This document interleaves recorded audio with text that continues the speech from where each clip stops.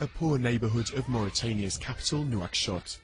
Habi and her son don't have much, but even so, it's a lot more than they used to have when Habi was a slave to an Arab family. 2 years ago, an organisation campaigning against slavery rescued her from her former masters. In the beginning, it was very difficult for me. It was very difficult to leave my masters because I thought there weren't any other options. I just couldn't imagine I'd be able to live without them. Biram Ould Abaid works for the NGO in question, SOS Slaves.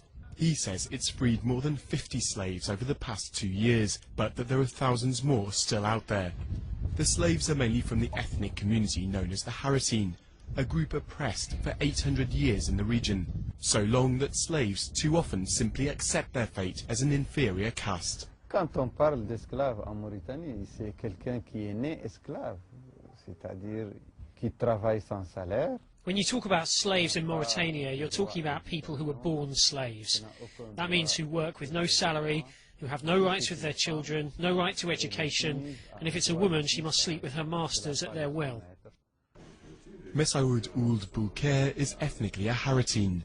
He's a candidate for the presidential election and has risen to be president of the National Assembly, a first for his community.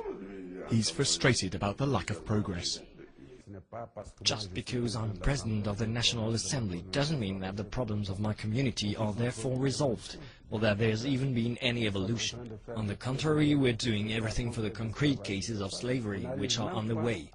People can't accept the fact that the government is treating these cases as slavery. Slavery was officially outlawed in Mauritania in 1981, but it only became a crime to own slaves in 2007. Theoretically, the offence holds heavy punishment, but in reality, nobody has so far been sentenced. Habi and her son might have been spared from their lives as slaves, but thousands of others haven't yet been so lucky.